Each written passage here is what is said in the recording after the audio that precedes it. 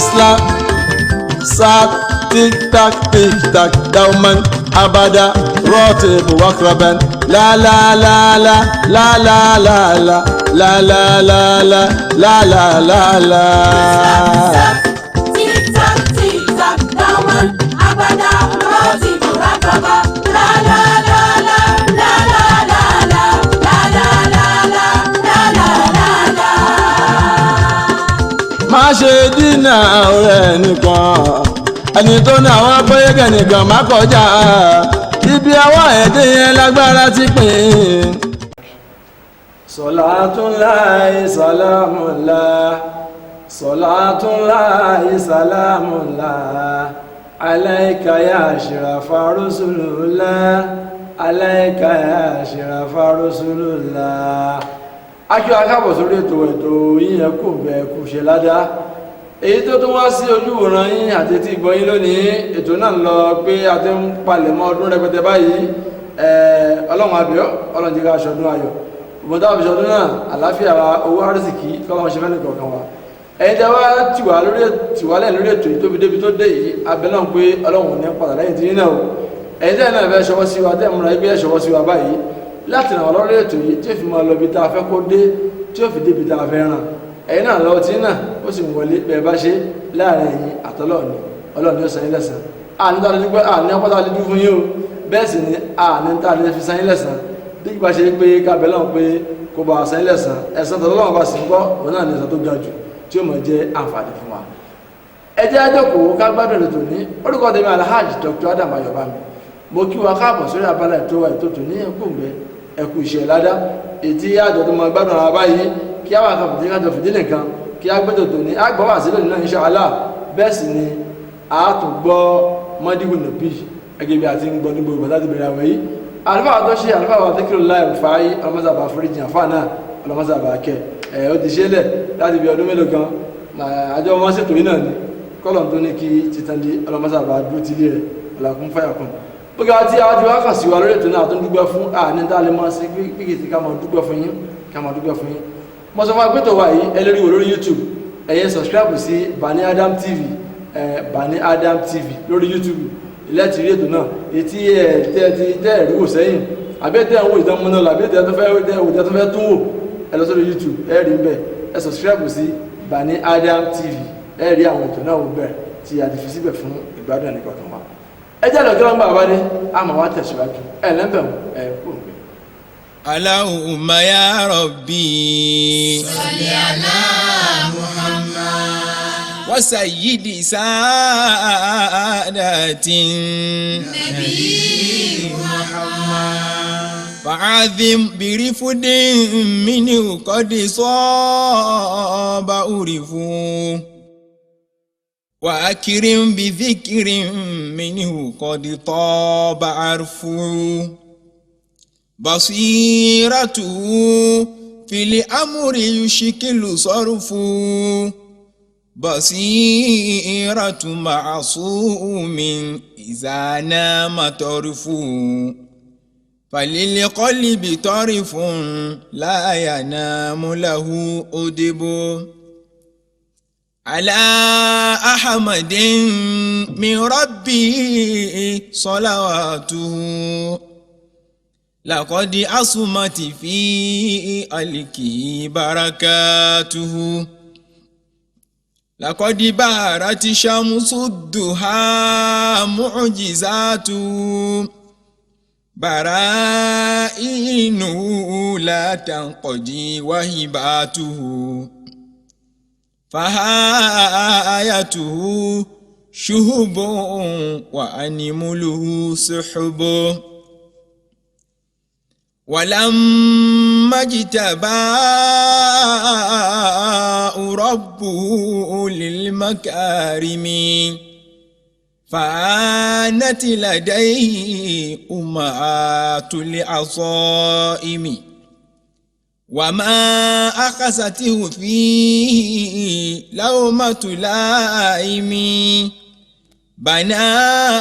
قبة الإسلام فوق دائم من الخمس في أفواهها الحجم والحرب اللهم يا ربي صل على محمد وسيد سادات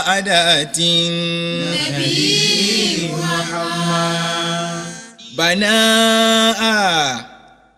بناها فحاط العين منها مالحما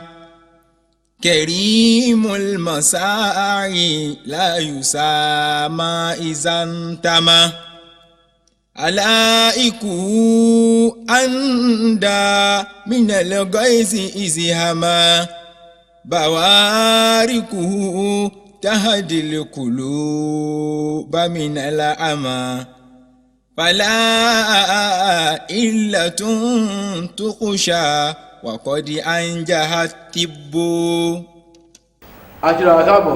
mádìí ìdàgbọ́tà sìn àwọn alájùwà Bashir Olúṣẹ́gun Fáró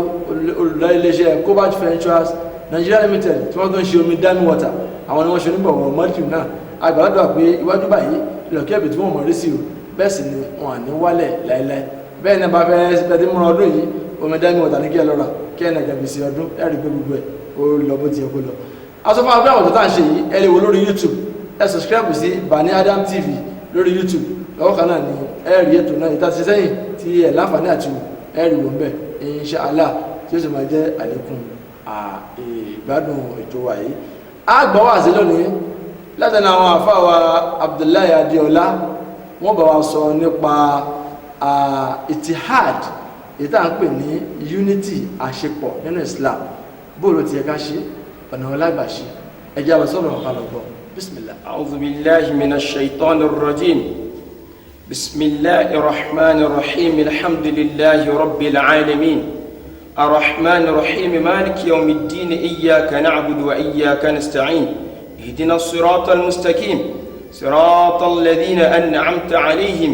غير المغضوب عليهم ولا الضالين آمين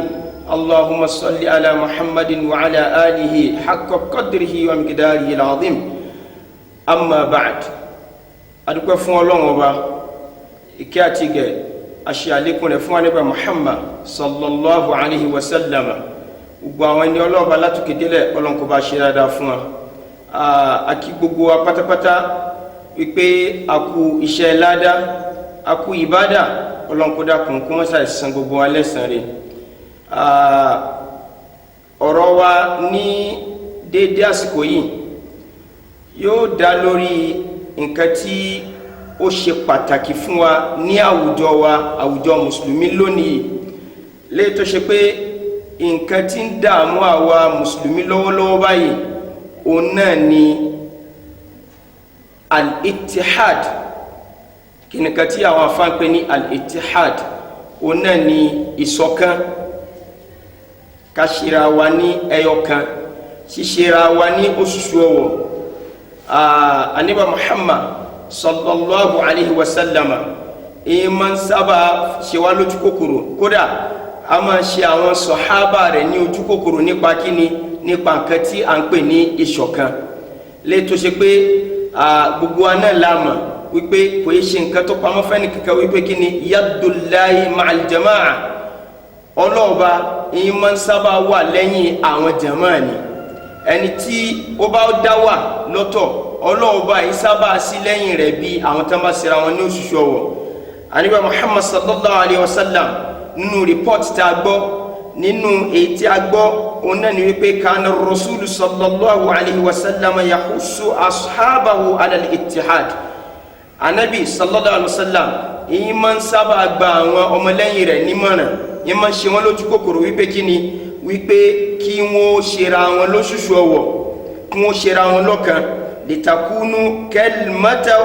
wahida لأن التفرقة والانفراد من صفات الجاهلية nítorí pé kí ni tẹ́ bá ti ṣera yín yẹ́lẹyẹ̀lẹ tẹ́ pín yẹ́lẹyẹ̀lẹ tọ́rọ̀ yín ò ṣọ̀kan tẹnu yín ò ṣọ̀kan tẹ́ mọ̀ sọ nǹkan kan ṣoṣo àdé pé ẹ ti bẹ̀rẹ̀ sí ní hùwà jàhílì níbi tẹ́ ẹ ti ń bọ̀ ẹ fẹ́ padà sípìlẹ̀ nìyẹn torí pé kí ni ìpìlẹ̀ yín òun náà ni wípé ẹ ṣọ̀kan tẹ́lẹ̀ ẹ wà lọ́tọ̀ọ̀tọ̀ ni oníkálukú ń ṣe tiẹ̀ lọ́tọ̀ ẹni tí ń bọ Ifá ẹni tí ń bọ òòṣà ẹni tí ń bọ Ṣàngó ẹni tí ń bọ Mọ́kà ẹni tí ń bomi ẹni tí ń bodò ẹni tí ń bọ Ọ̀ṣun àmọ́ nígbà tí ọlọ́ọ̀ba tó rán Ànábì sallallahu alaihi wasallam sí fa'alafa bayna qulubikum fa asbahtum bi ni'mati ikhwanan ẹ wá ti àtàrà pé ọlọ́ọ̀ba rán Ànábì sallallahu alaihi wasallam sí kalimatu la ilaha illallah kò sọ́ba kan àyàfi ọlọ́ọ̀ba wa mú gbogbo yín ó sọ yín di kan náà tẹ́ bá wá bẹ̀rẹ̀ sí ní pín yẹ́lẹyẹ̀lẹ ẹ fẹ́ padà sípìlẹ̀ nìyẹn Ànábì sallallahu alaihi wasallam ó máa ń sábà bá àwọn sàábé rẹ̀ sọ̀rọ̀ wípé kí wọ́n padà sípìlẹ̀ o kódà wọ́n pàkíyèsí wa sí àwọn orílẹ̀-èdè tí à ń jẹ lọ́wọ́lọ́wọ́ nísìnyí àwọn orílẹ̀-èdè tí wọn ò ráyè lọ síwájú lọ́wọ́lọ́wọ́ ní àsìkò tá a wà lónìí a máa rí wípé orílẹ̀-èdè tí ò bá ní lọ síwájú ẹnu òkò ẹnu òṣọ̀kan láti lé ni tẹnu ọba ti kò tẹnu ọba tí ọba ti ṣọ̀kan ìyẹ́ ò padà mọ jẹ̀yẹn ni kódà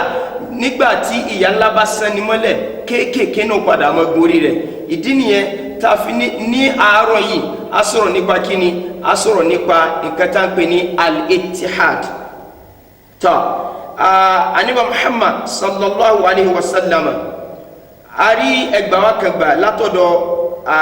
Thawban radiyallahu anhu qala rasulullah sallallahu alayhi wa sallam a bọ̀rọ̀ yí pàdé a rí nínú musnad imam ahmad ó sì wà nínú tírà imam abu daud bákan náà tá Ànábì sallallahu alayhi wa sallam gẹ́gẹ́ bá ṣe mọ̀ pé títí àgbà ni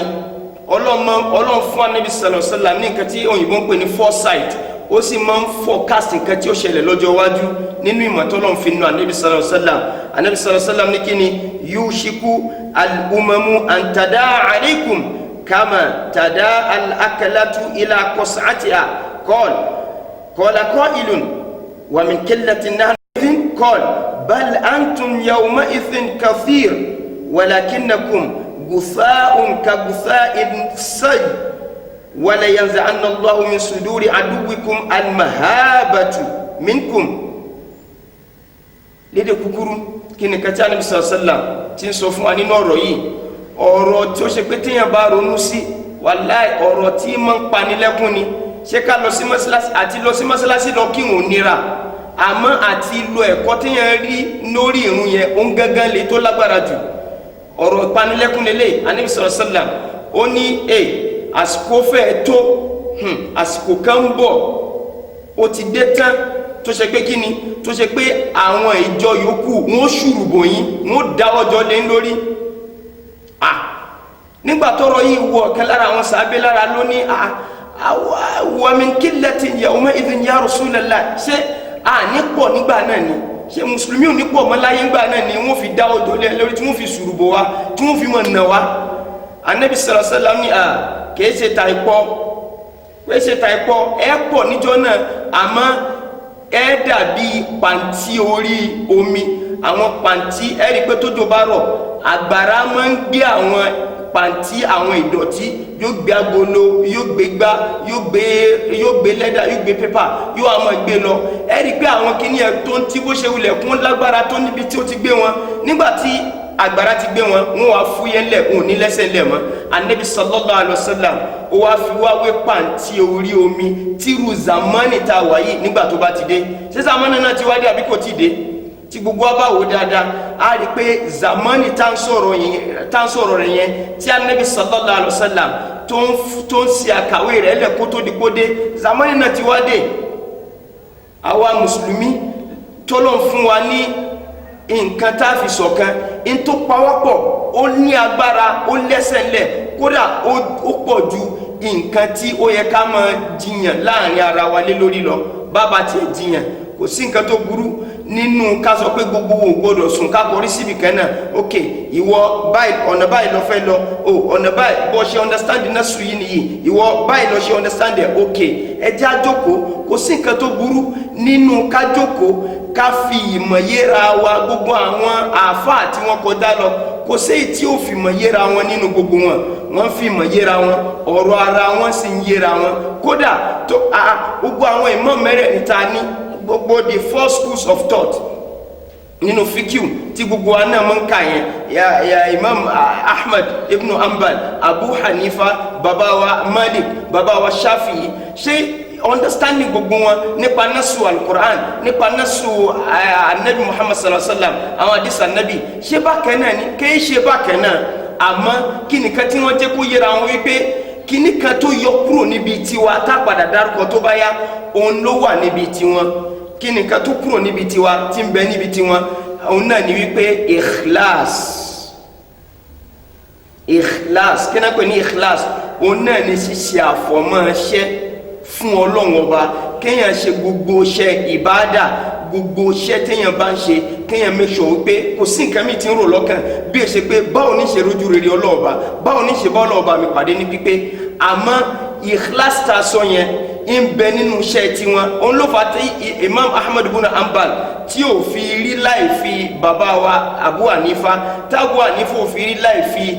imam malik tí imam malik ò fi rí láì fi imam shafi'i torí pé kí ni ikhlas wà nínú iṣẹ́ tiwọn àmọ́ lóde nísìnyí ọ̀pọ̀lọpọ̀ ní ń jáde ní ń ṣe wáàzí ní ń kírun ní ń ka quran ní ń ka hadith ní ń kọ́ àwọn èèyàn nímọ̀ kódà ní ti ń kọ́ kéwù gan náà a ṣe nítorí tọ́lọ́run ọba mọ́ bí torí tọ́lọ́run bá wà ń bẹ̀ ọlọ́ọba tó ń torí wọn ṣe bó náà ló dá ẹni tó ń bínú rẹ̀ yìí ẹni tó ń bú yìí ẹni tó ń ṣépè fún yìí ẹni tó ní yóò wọ̀ náà ni ẹni tó ní yóò kò ní padà rà jẹ́ náà wọ̀ fàdíyàzùbílà so fún délé yìí ká mú ẹ̀kọ́ látara àwọn imam mẹ́rẹ̀ẹ̀rin yẹn látara nǹkan tí wọ́n filẹ̀ fún wa àníbà muhammad sallallahu alaihi wasallam nínú ẹ̀kọ́ kan tí imam bukhari tó mú jáde fún wa nínú sahih bukhari wọ́n ní nígbà ogun bani mustalak wọ́n lọ ja ogun gbogbo àwọn sábẹ́ wọ́n tẹ̀lé ànábì tá a bá sì gbàgbé gbogbo aná láàrin tí gbogbo àwọn munafiki tí wọ́n ń bẹ nínú al'umma ànábì nígbà náà nínú àwọn sábẹ́ ànábì munafiki ń bẹ nínú wọn àwọn oní munafiki òun náà làwọn tó ṣe pé wọ́n kàn gba ìsìláàmù ní kí ṣe pé ìsìláàmù wù wọ́n dọ́kàndọ́kàn wọ́n gba ìsìláàmù nítorí pé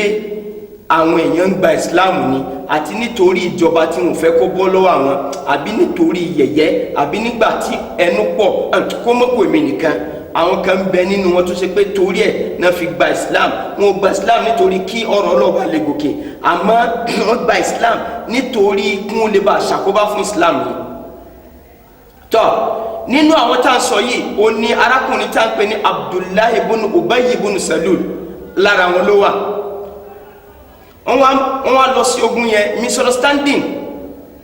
èdè àìyedè kan wá ṣẹlẹ̀ láàrin àwọn ansar àwọn oní ansar òun náà ni àwọn tí wọ́n gba anabi àtàwọn sahaba tí wọ́n wá láti maka àwọn ni wọ́n gbà wọ́n lálejò ní madina àwọn yẹn ni ansar àwọn muhajirun àwọn náà làwọn tó ń tẹ̀lé anabi sallallahu alaihi wasallam wá láti maka àríyànjiyàn kan wá ṣẹlẹ̀ láàrin wọn débi pé ìkan nínú àwọn muhajirun ó wá sọ̀rọ̀ tí ò dáa sí ọ̀kan lára àwọn ará madina yẹn ọ̀kan lára àwọn ansar orí ìwà dimi sọ̀rọ̀ sani tó ní agbára débi pé wọ́n padà lọ fi ẹjọ́ sun anabi sallallahu alaihi wasallam pé báyìí báyìí nìkan tó ṣẹlẹ̀ ọ̀rọ̀ yóò sì dá wa lálẹ́ nígbà tí anabi sallallahu alaihi wasallam wá gbọ́ kí ni ẹni náà ṣe ìyẹn sì máa ń gbẹ́jọ́ ní kó tó máa dájọ́ wọ́n wá sọ pé ó bú ọ̀kan lára wa ni ìyẹn ni pé àwọn ará madina sọ pé ọ̀kan lára àwọn muhajirun ló bú kan lára wa nígbà tí anabi sallallahu alaihi wasallam wá gbọ́ bá anabi wa ní ẹ má dá lóhùn fa iná a múntinà ẹni tí ń ẹ má dá lóhùn ọ̀rọ̀ yẹn anabi sọ láti bá a fi tu àwọn ansar nínú láti bá a fi pẹ̀tù sọ́kàn wọn àmọ́ wọ́n rò pọ̀rọ̀ náà ti dá ìdáhùn wọ́n rò pọ̀rọ̀ ti lọ ni nígbà tó wá yá tí wọ́n wá dé Madina arákùnrin tá ń sọ̀rọ̀ rẹ̀ tá ní òun ló lórí àwọn mọ̀náfíkì yẹn ó padà á gbọ́rọ̀ yẹn wípé wọ́n wá bá wa nílẹ̀ wa bí ẹrú bá wọn ti pẹ́lẹ́ òun náà máa ń bú alájọbí mọ̀ ni irú àwọn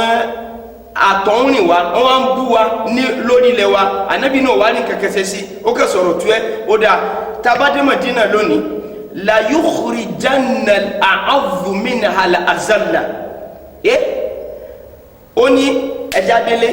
a mọ ọ̀lẹ a sì máa lágbára ẹ ṣáàjà délé gbogbo àwọn tí wọ́n jẹ́ àtọ̀rìn wa gbogbo wọn lálẹ́ lọ lù wọn kó ní kálukú padà sílùú wọn. nígbà tí àwọn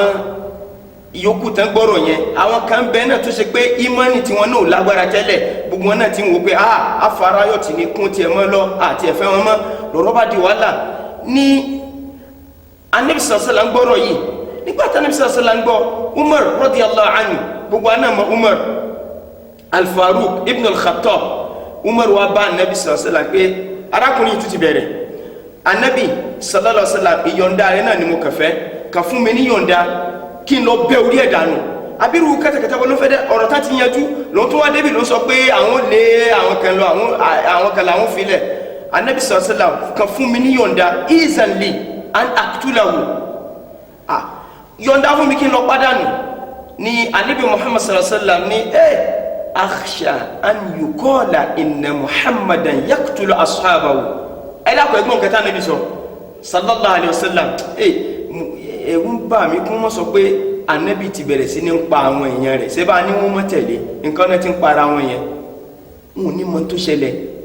ẹ̀kọ́ wo la fẹ́ rí mú níbẹ̀ nítorí àsìkò òun náà ni wípé ẹ̀wù nǹkan ńlá nǹkan bàǹtàbàǹtà tí arákùnrin yìí ṣe tí ó fi wá ká Umar la tó ń ti ìmánì rẹ̀ tó fi ní Ànábì jẹ́ lọ pa ara wọn tí wọ́n mọ̀ da ìjọ rú ni Ànábì wa kọ́ wa lẹ́kọ̀ọ́ ó kọ́ àwọn ìjọ rẹ̀ lẹ́kọ̀ọ́ wípé kí ni ẹ má pa tí ẹ bá pa nísìnyí wọn ní èdè ti dì wọn kódà wọn ti ń para wọn dáàmà ó kó wọn jọ náà ní tẹ́lẹ̀ kó lè bá àwọn yanjú wọn lẹ́yọkọ̀ọ̀kan nítorí bẹ́ẹ̀ àwa tí la ilaha illallah muhammadun rasulullah tó so wá pọ̀ àwa tí alukur'an tó so wá pọ̀ tá a sì máa fi yangàn wípé mùsùlùmí Nàìjíríà mùsùlùmí Togo mùsùlùmí Cameroon mùsùlùmí Germany mùsùlùmí Japan mùsùlùmí America mùsùlùmí India mùsùlùmí Saudi Arabia iná tó iná wa ìkan náà ni ikhlasi wa suratul ikhlasi wa ìkan náà ni fún délé yìí tá a bá wá wo tó pawápọ̀ yìí tá a bá wọn tó pawápọ̀ yìí ó yẹ kó lè fún wa ní encouragement láti ṣe kíni láti dúró tira wa tá a bá ní misunderstanding pẹ̀lú àwọn nasu Quran ó yẹ ká lè pera wa jókòó ká ṣàlàyé ẹ̀ fúnra wa lẹ́yìn àsẹ̀yìnwá àsẹ̀yìnbọ̀ tó ní kálukú bá rí mú nínú nasu náà kó dì í mú kọ́lọ́n kó dákun kó má ṣàì ṣe ìjọ wa ní ẹyọ kan ṣoṣo. lára wàhálà tí ń ṣẹlẹ̀ láàrin wa àti bá débi pé básìkò òun bá tó kódà èèyàn mọ́ yọjú wo mọ́ṣáláṣí àbí kó yọjú wo ìmáàmù ní wípé èwo ló tán mọ́ nínú àwọn oríṣiríṣi ìjọ tó wà ṣé tàríkà ni ṣé alùsùnnà ni ṣé yánṣíà ni ṣé gbá ni ṣáwo ni kó tó di pákírùn lẹ́yìn rẹ̀. ara àwọn ọmọ Ànábì sallallahu alaihi wasallam nígbà tí wọ́n bi léèrè lásìkò tí fìtínà bẹ̀rẹ̀ wọ́n bi léèrè wípé tọ̀ fìtínà ló ṣẹlẹ̀ yìí àwọn oníbídíà àwọn onífìtínà bóò ní ká ṣe pẹ̀lú àwọn tó ń dà wá láàmú ṣé ká mọ kírun lẹ́yìn wọn náà ni kí ni Hasan sọ Hasan ní kódà oníbídíà gan tó mọ̀ pé oníbídíà ni kírun lẹ́yìn ẹ̀ sọlù khalfa àdìsí Ànábì sallallahu alaihi wasallam sọ pé kí ni sọlù khalfa kulli barrin wa fatirin kódà èèyàn rẹ̀ àti ẹni bí ẹ kírun lẹ́yìn ẹ̀ tẹ́ bá lẹ́ fẹ́ mọ́ mú àjọ ẹ fi mọ́ jọ imam ká tó kírun wàhálà ó ṣẹlẹ̀ bó la ṣe lè mọ̀ Sayyidina Umar radiyallahu anhu nígbà tẹ́nìkan wá ta lórí gbó pé àwọn tó ń gbà ṣiṣẹ́ yìí mùnáfíkì ni wọn Sayyidina Umar ní kíni nu'amiluhum ala kíni ala dhawahirihim ntí ṣebí wọn sọ pé la ilaha illallah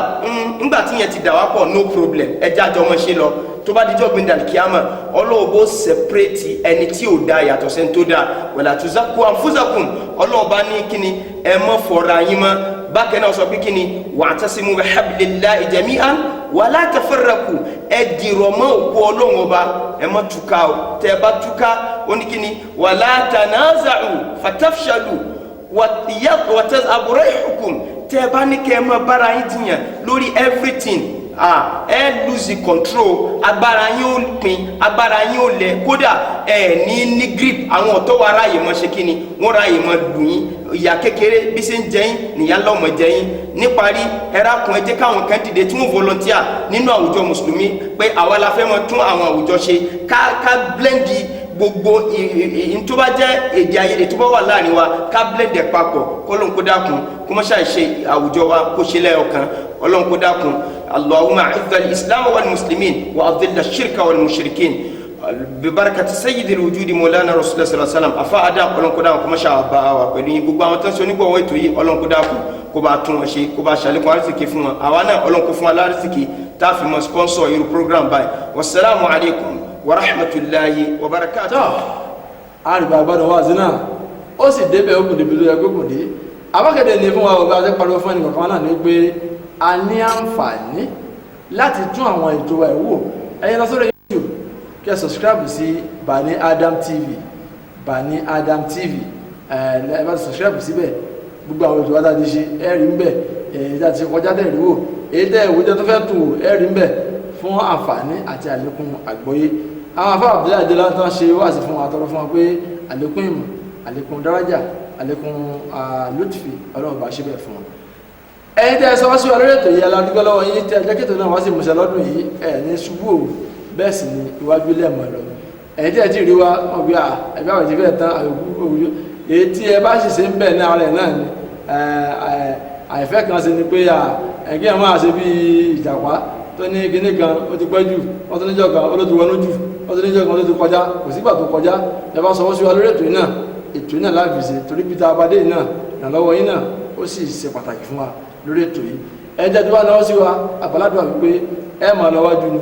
ẹ ní lọlẹ̀, bẹ́ẹ̀ sì ni Ọlọ́run ní dá yín dá bùkátà yín lásìkò tá a wà yìí. Àmì ti wà ní tikaf, àmì ṣe làlátìlẹ̀ kọ́tìrì lóríṣiríṣi, kálukú náà ń wá ládàá nígbà tí àwọn parí lọ yìí, ládàá àti kòńgé àánú rẹ̀ Ọlọ́run ṣe fẹ́ nìkan wà lágbára Ọlọ́run. Ètò wa tọ̀ níbi ètò ìmọ̀ nìyá àmàdágbére àti lọ fúnra wa, àwọn tá a tó ṣètò náà tá a jọ kẹ́yẹ̀ wá ṣètò tó ní alájọba táfìkì wa ṣùgbọ́n náà àtọ̀rọ̀ fún àwọn nọ́mbà tó ti kámẹ́rà wọ́n bá wa tẹ́ pẹ́pẹ́pẹ́ àwọn náà nírọ̀ ti darí ètò yìí ojú adé Kọ́sìm Ọ̀làdàyọ̀ àlékún òye Ọlọ́run fún yín ọlọ́wọ́ dá wa Barotech gbogbo náà látọ̀ ṣe gbogbo àtàwọn yòókù náà tàjọ́ ṣètò náà ti fi ń dá akín àtìgbọ́lọ́wọ́ yín títí ọ̀la tá a tún pàdé orúkọ tèmi Alhaji Dr. Adam Ayobami máa ṣẹlẹ̀ wẹlẹ́lẹ́kọ́.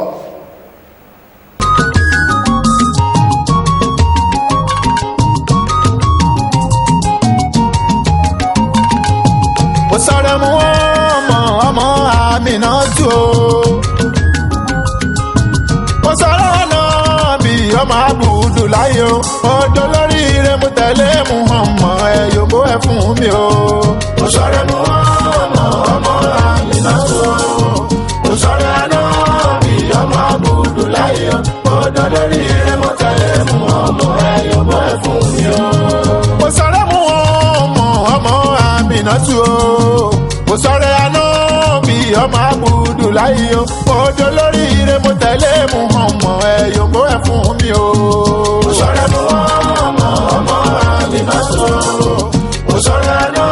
bí ọmọ Abudulayi o. Odò lórí ire mo tẹ̀lé Muhammad ẹ yòbó ẹ fún mi o. Àìsọ̀rọ̀ mu ọmọ kájẹ́ bí bọ̀ níbẹ̀ o. Àìsọ̀rọ̀ àná bí ká máa jèrè níbẹ̀ o. Sàṣà láti faná bí mu ọmọ ládùn àmì ṣe ń gbà o. Àìsọ̀rẹ́ mu ọmọ kájẹ́ bí bọ̀ níbẹ̀ o. Àìsọ̀rẹ́ àná bí ká máa jèrè níbẹ̀ o. Sàṣà láti faná bí mu ọmọ ládùn àmì ṣe ń gbà o.